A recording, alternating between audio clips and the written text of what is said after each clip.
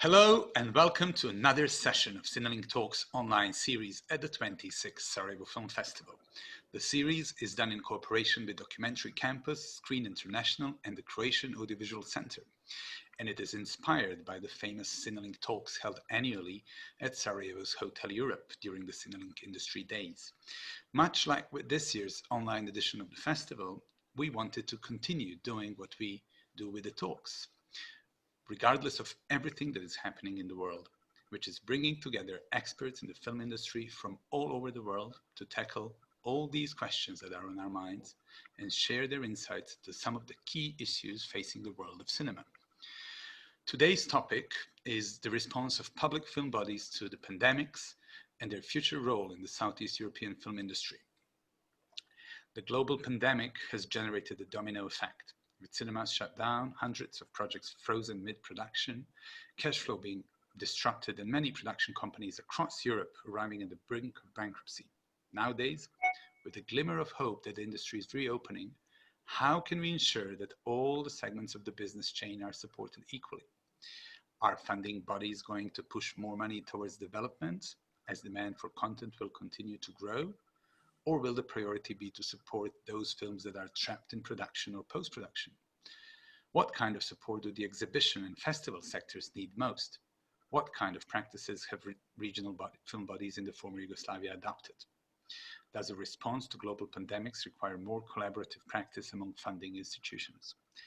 My name is Jovan Marjanović. I'm the head of industry at the Sarajevo Film Festival, and here to discuss all these questions with you and me and talk about their film funds are Chris Marcich, the head of HAVC, or the Croatian Audio-Visual Centre, which is a government-backed agency for the audiovisual sector in Croatia. It aims to stimulate a successful, vibrant audiovisual industry as well as to promote the widest possible enjoyment and understanding of audiovisual works throughout Croatia. HAVC finances the development, production and dissemination of Croatian audiovisual work, supports local creators, administers the Filming in Croatia program, and advises on policy issues on the national and European levels. It was founded in 2008 and is funded through an annual grant from the government and through contributions from all those using audiovisual works, such as broadcasters, digital cable and satellite operators, internet providers, telecoms, and so on. Sehad Čekić, CEO of the Film Center of Montenegro, which is a public institution with the aim of creating the proper stimulating environment for Montenegrin film community and its promotion. Its main activities include the management of the film fund, support of new productions, the promotion of Montenegrin cinema and its potential for international productions, training programs for film professionals directed towards raising their level of professional skills, as well as a series of activities around film festivals and media and film literacy.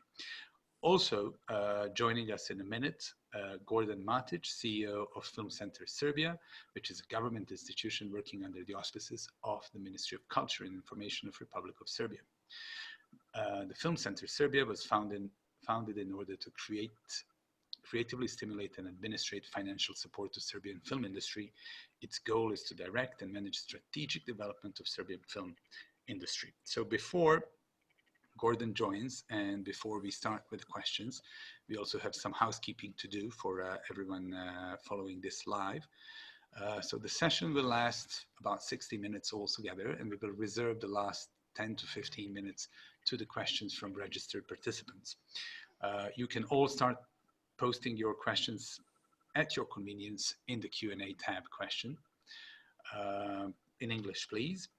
And our team will pick specific questions that were not tackled in the talk before, and we will try and address them during the last part of the talk. For the speakers, don't worry about the questions coming in, if any, and we'll filter them and I will pose them to you. So I think a question to begin with for both of you, Chris and Sehad. I think, we've been looking at the situation and kind of counting the losses for the past couple of months.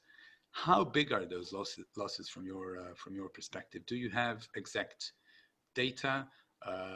What kind of what is your assessment? How big are the losses really, Chris, so far? Well, I think the losses are very large in the sense that a lot of activity stopped for quite a period of time. Was most visible to the public when the cinemas closed and that whole infrastructure came to a grinding halt. People were not working, cinemas weren't running. But I think behind the cinemas, the whole production sector was frozen for the better part of 3 months. And there was a lot of uncertainty.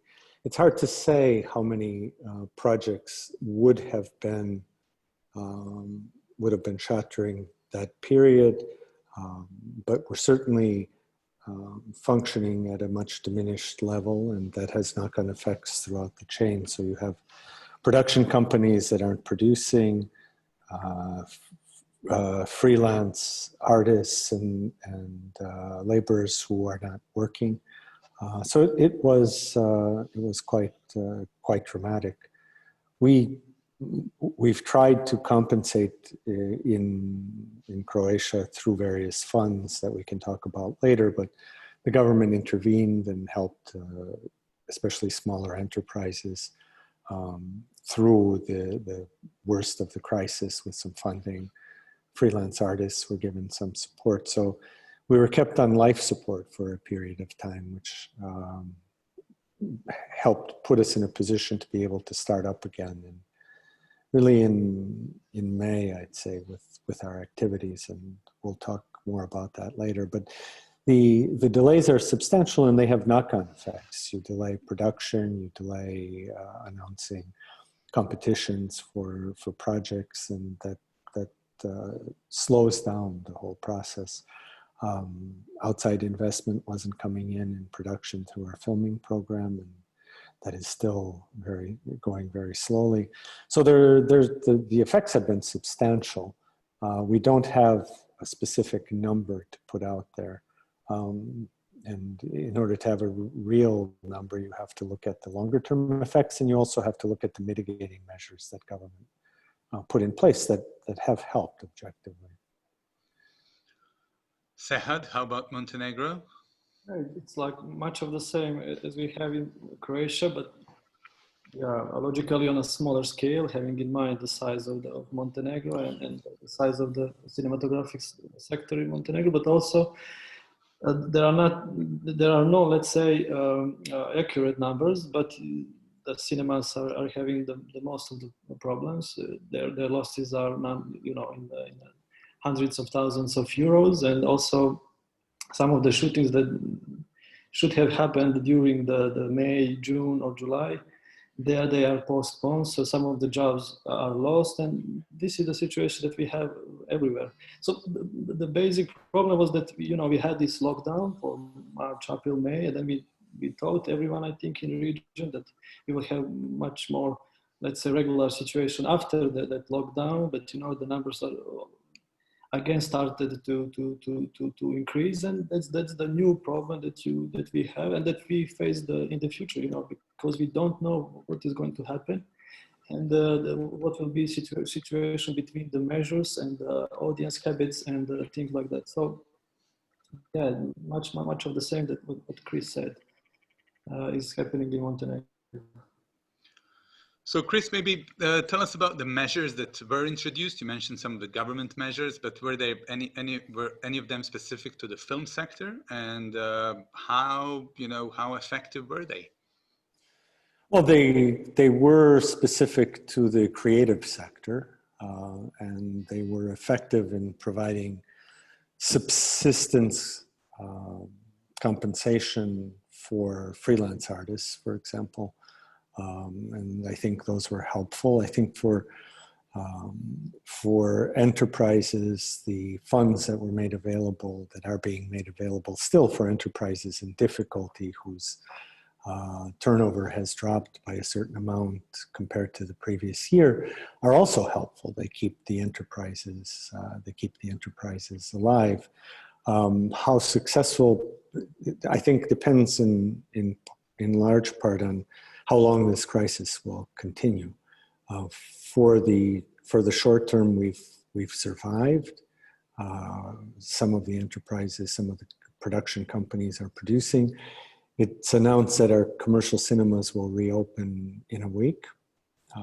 So, you know, there's a sense of a comeback, but as you know, as Sehad intimated, we don't know how long this crisis will last, and there's a limit to how long you can survive on life support, and so we need the production to pick up, and then for the cinemas to have films to show, which has been a problem, and it's not just films of the majors. There's been a tendency to hold back films now, even the independent films that should be available for the cinemas that did reopen in Croatia. And we did have the art house cinemas reopening, trying to do their part. Outdoor cinemas along the coast, which are very popular, open, but with very little very few films to show, which is a pity. I think that we sort of fell short on our obligations to keep the system alive, and the independent cinemas have been as hard hit, if not harder, than the commercial chains that have a larger infrastructure, and will come back, I think, more quickly if the pandemic is kept under control. We can go back to cinemas later, but maybe to stay at the very start of the value chain and discuss new projects and new productions. A lot of the thinking at the start of the pandemic was around, okay, so maybe this is a good time to invest into development and get projects ready for whenever the pandemic is over. So was this thinking adopted within your institutions, or you have another point of view? I guess a question for both of you.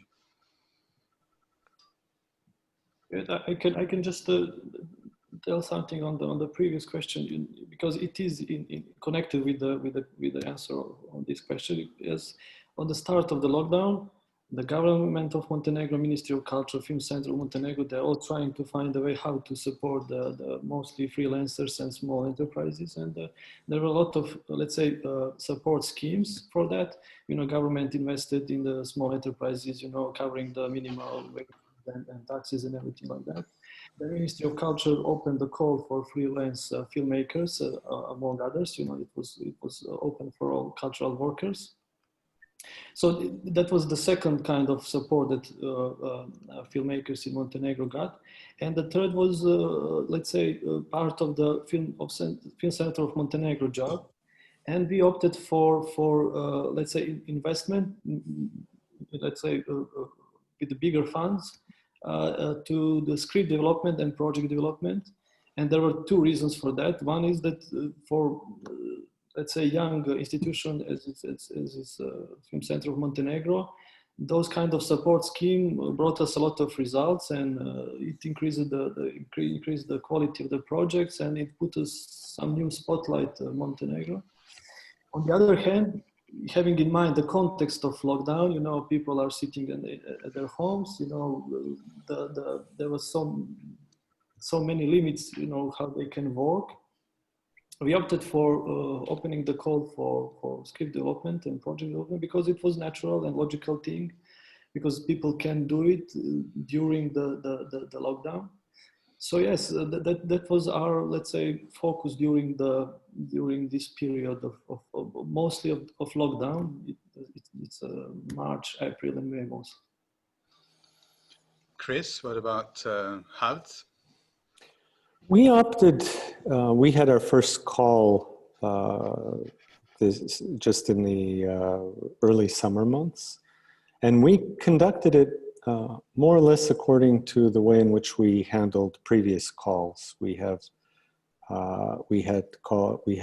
coverage in all categories, from development right through production. and added distribution this time. So we have an additional funding mechanism to promote distribution. For us, we have a backlog of approved projects that span at least 5 years that are in production but are not moving. And we're looking now at whether it makes sense and whether there's a need for some additional cash other than the 5% that we give at the time of signing the contract to try to move those projects into production. So we didn't consider it necessary to boost the number of projects we had in development. We approved 5 new feature film projects, including one which will be relatively unusual for us, which will be an animated long métrage co-production with the Czech Republic called Kristalni Otmičari. That's a long-term project, but it was innovative. So we didn't shy away from sending a sense of we intend to continue doing business. We approved, I think, 8 or 9 minority co-production projects in Croatia, and we will run another round in September. And we'll probably continue in the same vein, maybe making some adjustments. So that's the approach we've taken so far, maybe because of the specific situation we have, where we do have something like 25 productions that are at the very early stage that we need to move into the next phase. And so that's how we approached it for now. Arriving at, let's say, physical production, obviously Croatia is famous for attracting a lot of mobile productions into the country, along with a vibrant local production sector. Has Sehad been active in drafting a set of rules for reopening productions in terms of how to operate the sets and how to make sure that you can be like a safe place for these mobile productions to come, and also help local productions do this in the safest possible way? We've been very active also in adapting the procedures to apply for our calls for tenders so that they would reflect the reality of the restrictions that we had at the time. And yeah, we introduced recommendations for behavior on the sets, which are helpful. They're recommendations that our Center for Disease Control has had a say on, so they have a certain credibility. We introduced an additional fund to help with additional expenses relating to implementation of those measures. It's not a big fund, but it's enough to cover some marginal costs, which I think has helped create a sense of confidence. And we've seen some productions taking place in the domestic space, so domestic films. In terms of the attraction of foreign films, we've also had activity there. There are some projects shooting now in Croatia with relatively strict control measures. So far, so good. We did try to preserve our budget for domestic and minority co-productions and complementary activities. And so far, we've managed to do that, actually, which is which I think is important. We've shifted some resources out of the inward investment or the Filming in Croatia program to support the flanking measures that we needed to support for local artists and so forth, but kept enough money to keep the program going for this year, which will be lower than previous years, and then we hope for the best next year. Yeah, great. Well, Sehad, same question to you. How is the physical production regulated in Montenegro, if at all? And is anything filming at the moment? Yeah, the elections are on 30th of August, so there are a lot of filmings, you know, but those are political commercials. Yeah, we prepared these recommendations, but then in a dialogue with the Ministry of Culture and other institutions, we opted to keep those shootings in line with the general rules that are, let's say, posed by the Institution for Public Health of Montenegro. So that was the best practical way how to continue with the production. But some of the, let's say, bigger productions, they postponed it. The bigger problem than these rules and measures that are in place was the traveling of the people in the region. So every country has its own rules and measures that you need to go through. So it was impossible for most of the co-productions, and that's what I said at the beginning. So in June, there were a lot of things that were planned to be shot in July, September, October. But then the numbers of infected people are started to increase, and then the new measures have taken place. So we are facing now a new problem. I hope that in sometimes very soon that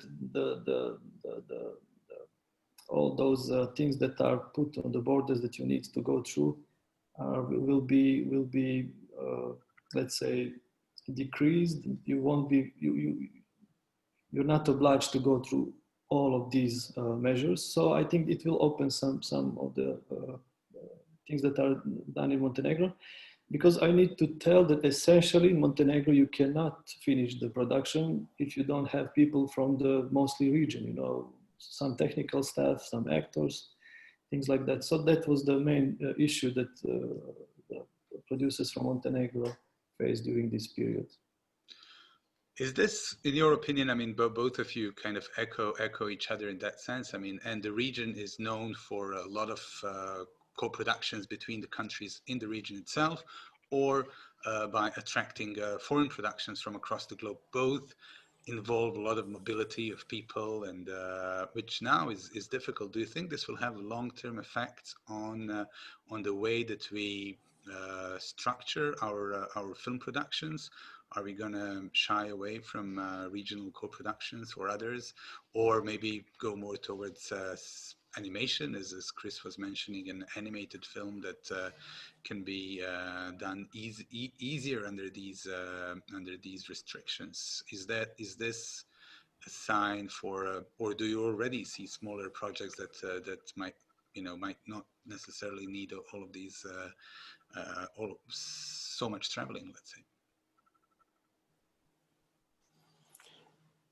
I think it depends on the country. No, go ahead. No, I just wanted to say that it depends on the country and the facility that they have. So I'm not sure that for Montenegro animation is an option in let's say some time in front of us. But maybe if this situation stays with us for a longer period, then we will need to adapt. So that's the issue. On the other hand, you know, not only for some needs and lacks that we have in our cinematography sector, but also we want to co-produce because we need that kind of exchange, but also we need to open some, let's say, broader market. And the market of region is something that we are putting our focus on. Because having in mind that Montenegro has only 600,000 people living here, you know, the broader appeal of the projects can be obtained only through co-production and the exchange with the regional partners. For us, it's also the case that we rely on partnerships, whether through formal co-productions or through the media program or Eurimage, and without those forms of cooperation, it's not possible to close budgets. And I think that's going to be one of the biggest obstacles in the future if this crisis is not brought under control in the near future. Because, you know, we finance only up to a certain percentage of the production, and beyond that, partners have to be found. and that's really jeopardized by the crisis, the need for more communication between film centers, but also the need to relax some of the rules that apply to allocating those funds. In terms of people, yeah, we've had some issues with restrictions, and there's been a need for some of them, depending on where they come from. If they come from the United States, to apply stricter measures. But I don't think that issue that will be a fundamental problem going forward if we bring the situation under control. I'm more worried about the effect on funding and cooperation in the funding space for us in the region. Okay, we can get back to that, but I just see that Gordan has joined us, which is great news. So Gordan, hi and welcome. Hi, thank you. Sorry for my late, but I'm here about 10 minutes and watching you and listen very carefully. So good to see you, my friend. Great. So can you get, let's say, get quickly into the conversation? Give us a bit of information about how things are in Serbia at the moment and where your thinking is regarding the issues discussed so far. Yep. We have in Serbia, the situation is at the moment a little better about COVID situation. You know, it's a little better on the health system. It's very, we were upset last month, but now it's everything going better. We have less and less guys with the problem about COVID and about film. We have all competition that all open call that do Film Center Serbia, we realize in the first half of the year. It is 14 actually. We support in this part of the year 9 feature fiction films, 8 documentary, feature-length documentary films, and a lot of students, experimental video art, short documentary development project, 9 script development, and we have only the cut of the budget for the two sessions. One is for the student film, we have 20% down budget, and for the debut film was a cutting budget of 20% that we have in our plan. But at the moment we prepare and we open call for autumn, for co-production, minority co-production, and for the production of the feature-length movies. We're going up and down with our budget, but now is stable at the moment, and we hope we'll stay stable till end of the crisis.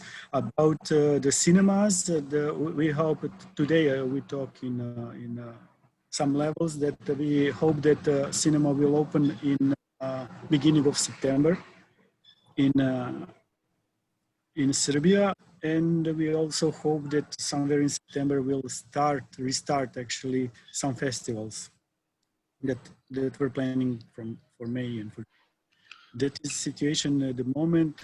We have a big problem with our distribution company that you know, the main job is to distribute in cinema. They don't work last 6 months, and also with the you know, with the screening, with the cinemas, we have a problem because they don't in the middle of March.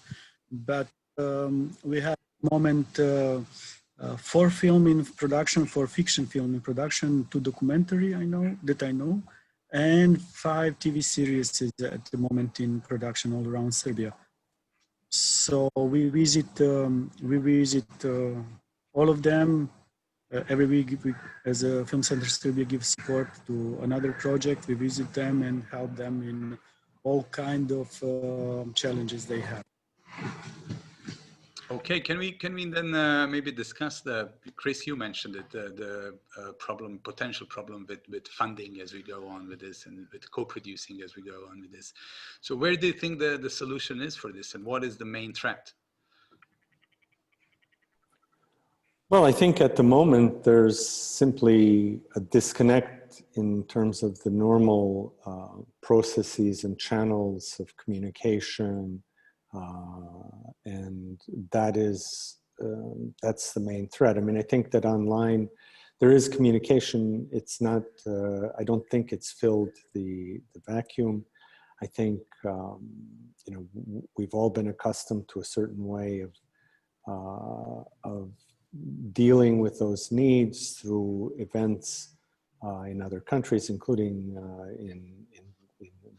at events like the Sarajevo Film Festival, where partnerships are cobbled together, where connections are made. And I do think that however beautiful it is to look at all of you over a computer, it's not really a substitute for the personal contact that you need, especially when you're looking at making partnerships and pitching and talking through ideas. So I think that human element, the lack of the human element, is a problem long term if this continues.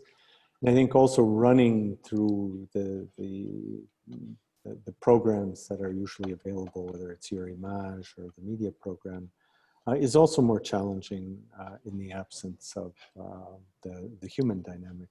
So I think that's potentially a very big problem, where you rely on partners for at least 20% of your budget, frequently more for more than that for your production budget, and where you live in an environment where the rules under which we operate and under which our programs are approved are established at the European level, and by design they limit the percentages that a government should be able to produce to support local production, or that a fund should be able to support local production. So the rules themselves create a situation in which it becomes, as an individual center, you don't finance the whole project, and yet it's very difficult to get through to the partners that you need to realize the project. I would say this one goes out to all three of you. We have witnessed this back in 2008, 2009, after the last financial crisis. Obviously, the COVID-19 crisis will have, and already has, enormous economic effects, and the crisis is all but certain. And very often, funds for culture, for support filmmaking, are the first ones to be cut under these circumstances by the government. Are there, on the national level or even on the European level, we're having the next edition of the media program being prepared as well in Brussels. So can you comment on this? How do you expect this to affect the budgets of the public bodies that you are heading? Gordan, maybe we can start with you. Yeah, it will be interesting. Nobody know definitely what would happen.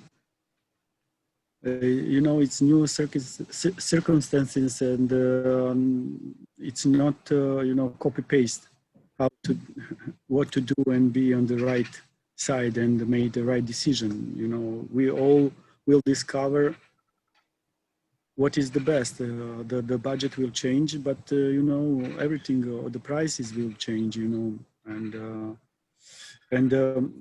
needs of the audience will change also. We have to listen. Now this year we will decide what will be in production next 2 years, and how this COVID will take influence on the audience.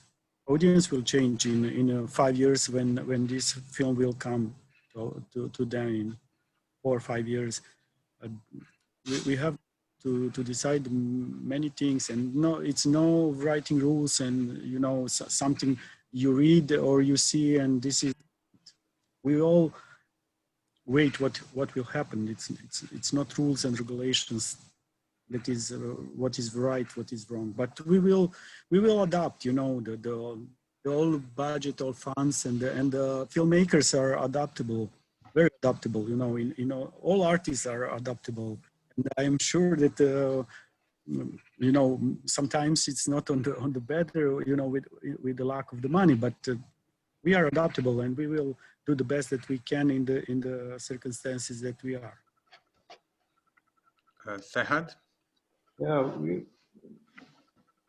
We tripled the budget since the start of the work of the Film Center of Montenegro in 2017. So the progress was, you know, very visible, and we opened so many new doors and so many new activities that we wanted to cover. And so there will be many challenges, but you know, in the region we are hoping for the best and getting ready for the worst scenario all the time. So we kind of get used to, and it's not that big of a shock if something like this happens.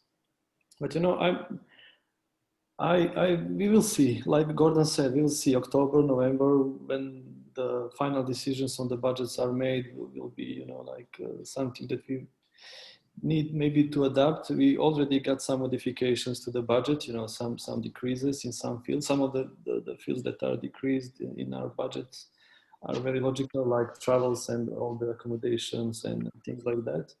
So we will see. But you know, on the other hand, yeah, there will be some need for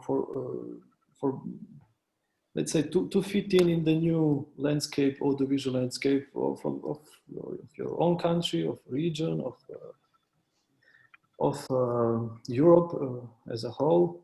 We will see. But also on the other hand, what Gordan just mentioned, there will be some. I think there will be some change in the expectations of the audiences, of the citizens, when it comes to the produced films, and that's some new, let's say, unknown territory that we are facing now. You know, what will be the role of the festivals? What kind of films will be there? Will be less festivals or more festivals? Will be some art house niche? Do we need to make some more, let's say, commercial films after all the things that we went through as a people during the COVID crisis? So those are the questions. On the other hand, you know, in Montenegro, we got used to make low budget films, and that won't be a problem. But you know, it's something that we are working on not to happen at all.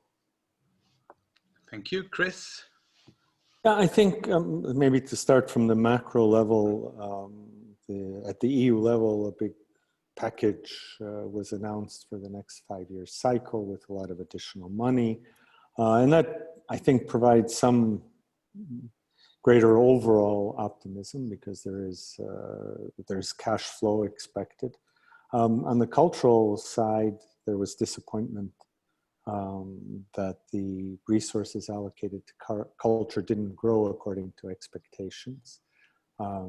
It's not that there were budget cuts, but there were high hopes on the part of the cultural sectors, including ours, that there would be growth, and the parliament supported it. Some member states supported it, but that was not as promising as we had hoped. But still, overall, that's the situation, and we'll have to make the best of what there is in the culture side and work to use it to the maximum.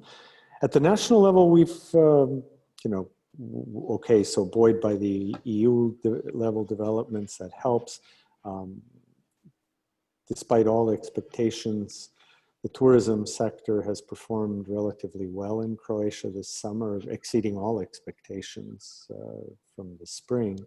So I think we can be hopeful that the budget for say the audiovisual side, at least of the equation, can be preserved. I think that's about as much as we can realistically hope for now. We can always try to do better, but I think that's realistically where we are.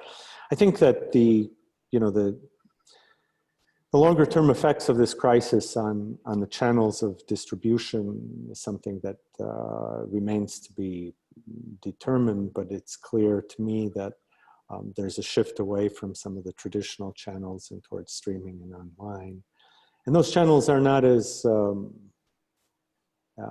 involved, let's say, in supporting creativity, especially in smaller countries, as I think we will need them to be as they come in and substitute to a certain extent for cinema going and to a certain extent for traditional broadcasting and the like. So those are some big challenges that I see ahead on the financing side, because we do rely on the existing channels of distribution for a substantial part of the revenue. And if those are jeopardized by new channels, those new channels are going to have to step up and help. Absolutely. As I would like to open to questions to the floor right now, from the floor, as some of them tackle some of these questions that you just spoke about, Chris. So that's rather timely, I'd say. So our dear friend Tamara Tatashvili, the former head of the Georgian National Film Fund and now head of Matić training, is reaching to us, and she says, I'm wondering if the speakers can elaborate on their takes on future of co-production strategies and what practical blockages they anticipate in business as usual, as they say, when stimulating co-production. Hence, cooperation that includes cultural cross-cooperation, border crossing, and group travel, which we discussed. Should we anticipate more challenges in setting up viable co-productions? Asks Tamara.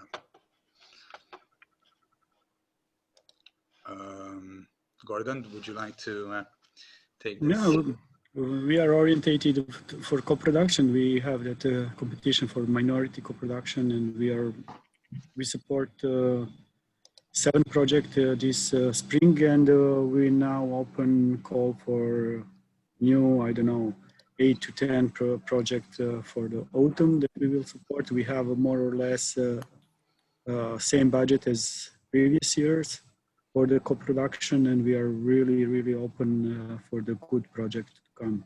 Serbia, we want to go on next level on the co-production with our friends all around. Yes.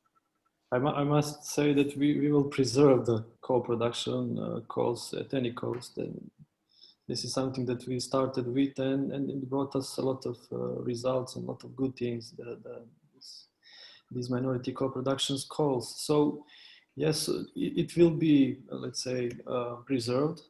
On the other hand, I must say that regional film centers already started to work on a best way, on finding the best way how to harmonize the calls, because every of the countries in the region has its own rules or has its own specificities or things like that.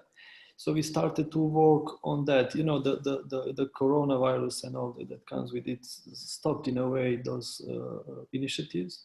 But I think we will continue with this, because that's something that I think the producers from all of these countries are relying on. That's something that, you know, gives a lot of good things, as we mentioned earlier. Yeah, for us, I think I've already spoken to the subject. We remain committed to the co-productions. This last call, I think we had almost 40 applications. About 25% of them were approved. So it's, you know, it's a signal that there's an interest and that we are also very keen on encouraging co-productions within the region and beyond. And I think it's an important way of financing. It's also an important way of creating more interesting works. And so we're fully supportive. Next question comes from... I want to sorry for interrupting you. No, don't worry, go ahead. That it is very important what Sehad and Chris mentioned. Before Corona crisis, we prepared the documentation to synchronize all this region, national fund rules and regulations to make it easier for all around producer to could apply to our fund. So it is very important, and we will continue that as soon as possible. And we are all orientated for the co-production, for sure. Sorry. Thank you. Well, I was saying that the next question comes from Boris Balta in Bosnia, who asks about supporting distribution of films on digital platforms while the theatrical releases are impossible. And he wonders whether this could be an opportunity for local films to reach international markets. How are the funds and the public bodies looking at this? And I think this also connects to what Chris was saying, what we need from the new players in terms of funding. But I guess the question is more about distribution at the moment. Chris, maybe. I'm happy to start. I think that we've seen in Croatia a number of initiatives to put content online in Croatia, and I think there's been some take-up. But the reality for online has been, at least so far, the dominance of some of the major platforms that come in from abroad that serve the public most of what they are looking for, or at least what they take up, and that's why I see that as a big challenge. I think that we need to put more emphasis on cooperation within our countries and between us to launch viable platforms that will be interesting to the public. I think that if you have a series of micro initiatives, let's just take Croatia alone, we're too small to support that. You need the televisions to rally, plus film centers and others who are rights holders to create an attractive platform, and then do that in partnership with other countries in the region. Sehad? Yeah, the audiences change some of their, let's say, digital skills and habits. So people during this time got used to those online platforms, and they need some content. So there were some initiatives in various regional countries with let's say, placing the films on the VOD platforms, on online platforms.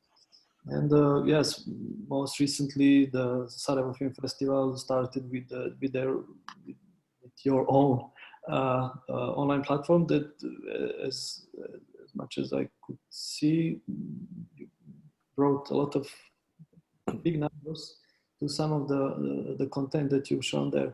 So yes, there is a need, I think, in the region for some, let's say, bigger platform with a lot of exclusive material. And I think that's in a way, that's the future that we are facing, and that we should work on, all of the regional countries that have interest in that. Gordan? Yeah, I'm sure that we, in very near future, we will enjoy in the same platform because we are all small, you know. We have to keep together and to organize a platform that could be reliable for worldwide, you know, because we don't have enough films, enough TV shows to put on the platform. Today, audience and next generation of audience will use that in a few days or a few months in the best way, and we have to think. But it's not so simple question. It is many layer in between. But we will work. We will work. Here's a question from North Macedonia, which has to do with film festivals and the response to the fact that many films that could not make the decision whether to be released at the festivals because of all the uncertainty. And the question is whether this puts, well, it says that it puts all film festivals in a very precarious situation, and whether the funds have any sort of policy towards new films from your countries going for a festival release or not under these circumstances. So I guess this has to do with those festivals who did digital releases, whether this is accepted as a viable form of a release for you at the moment, or how do the public film bodies look into these digital festivals at the moment, and the decision whether to release a film under such circumstances or not.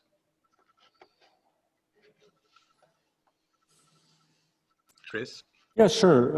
I think that, first of all, it's for each rights holder to decide whether they want to release on digital platforms through the festivals. But I think that in the circumstances, for us at least, that is a release, and we have to recognize it. The circumstances are simply such that there isn't a lot of choice.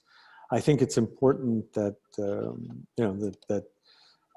European rules reflect that as well. That these digital releases need to be recognized as releases in the context of this reality. So yes, we will recognize those releases, and I think that needs to be the rule. I mean, it's not like there's a choice made. You're forced into it, or waiting another year, hoping for the best. I guess both of you agree with that, or you have different. Because we have another question that has to do with the exhibition sector, and what is the most effective way, in your opinion, to support the exhibition sector to come out of the crisis?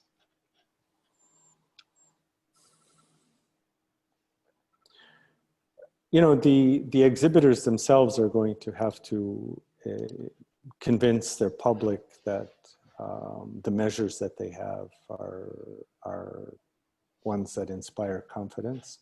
I think for us is a matter of making sure that the titles that are available are made available, and are made available on a fair basis across the spectrum of exhibitors. So it's, yes, multiplexes, but also beyond that.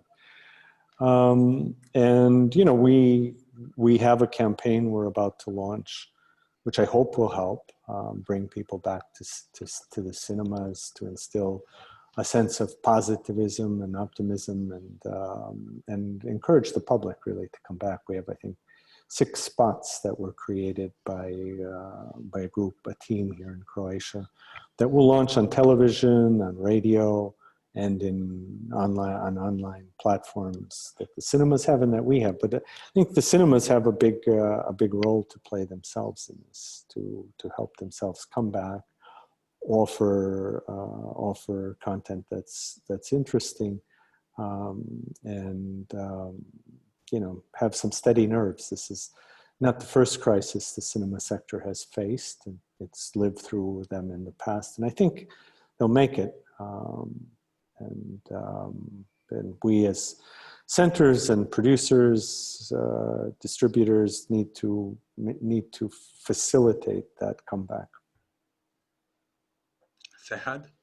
Yes, I think it's a goal that we need all to work on. So we need to preserve the films as social events. Without that, I think that the role and the films in all of societies will be changed for worse in many ways. So yes, it's and the exhibitors, whether they are cinemas or festivals or whoever, play a key role in that regard. So we supported cinemas in Montenegro for their projects, let's say, directed towards attracting the people back into cinemas.